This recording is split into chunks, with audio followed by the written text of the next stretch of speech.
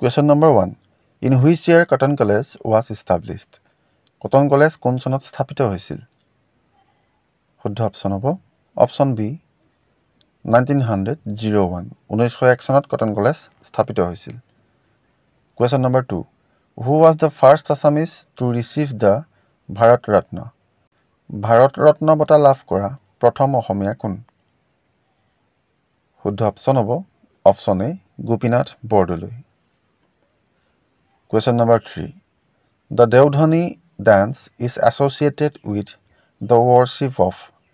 Deodhani নৃত্য কাৰ উপাসনাৰ সৈতে সম্পৰ্কিত? শুদ্ধ অপচন হ'ব অপচন সি মা Manasa. Question number 4. Which of the following places is known as the pyramids of Assam? নিম্নলিখিত কোনখন ঠাইক অসমৰ পিৰামিড বুলি কোৱা হয়? শুদ্ধ অপচন হ'ব option A Charaideo. Question number 5. Bathau Puja is a religious festival of which community? Bathau Puja কোন সম্প্ৰদায়ৰ এক ধৰ্মীয় উৎসৱ? শুদ্ধ অপচন হ'ব অপচন D Bodo. Question number 6. Mohanbari Airport is located in which district of Assam? Mohanbari বিমানবন্দৰ অসমৰ কোনখন জিলাত অৱস্থিত? শুদ্ধ অপচন হ'ব অপচন C Dibrugarh. Question number 7. Where was the first medical college of Assam established? অসমৰ প্ৰথম চিকিৎসা মহাবিদ্যালয় ক'ত স্থাপন কৰা হৈছিল? শুদ্ধ অপচন হ'ব অপচন D Dibrugarh. Question number 8. What is the total number of high courts in India? ভাৰতৰ উচ্চ ন্যায়ালয়ৰ মুঠ সংখ্যা কিমান? শুদ্ধ অপচন হ'ব অপচন সি 25 25খন। Question number 9.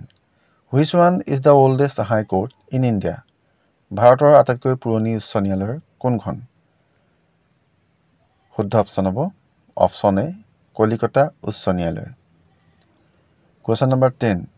Who was the greatest poet of the Gupta period? গুপ্ত যুগৰ শ্ৰেষ্ঠ কবি কোন?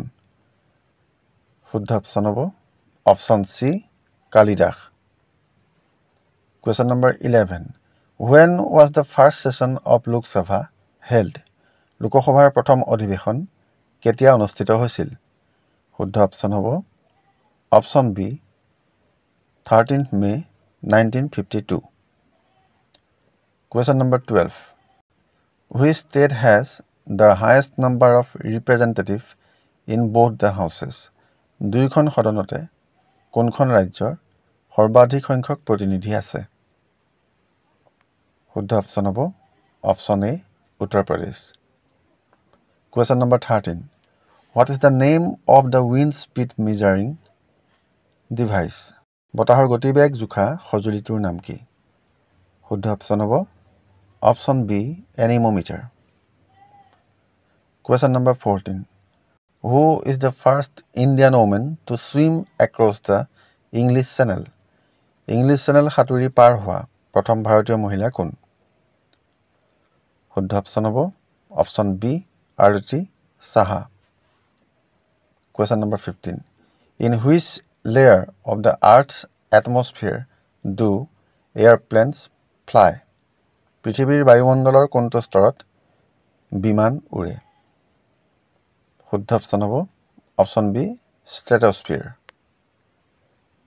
Question number 16. Which state in northeast India was formerly known as Nepha? উত্তৰ পূব ভাৰতৰ কোনখন ৰাজ্যক পূৰ্বতে নেফা বুলি জনা গৈছিল? শুদ্ধ অপচন হ'ব অপচন সি Arunachal Pradesh. Question number 17. Which article of the Constitution deals with the appointment of the governor? সংবিধানৰ কোনটো অনুচ্ছেদ ৰাজ্যপালৰ নিযুক্তিৰ সৈতে সম্পৰ্কিত?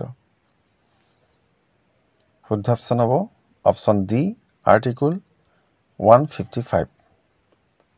Question number 18. What is the highest military honor in India? ভাৰতৰ সৰ্বোচ্চ সামৰিক সন্মান কি? শুদ্ধ অপচন হ'ব অপচন বি পৰমবীৰ চক্ৰ। Question number 19.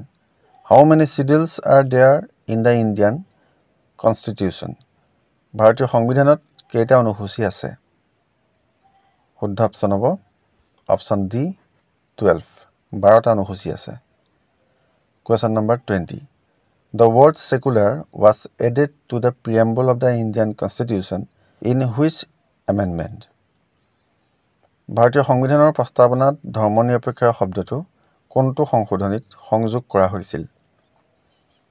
শুদ্ধ অপশ্যন হ'ব অপশ্যন এ 42nd Amendment অৰ্থাৎ 42তম সংশোধনীত ভাৰতৰ সংবিধানৰ প্ৰস্তাৱনাত ধৰ্মনিৰপেক্ষ শব্দটো সংযোজন কৰা হৈছিল।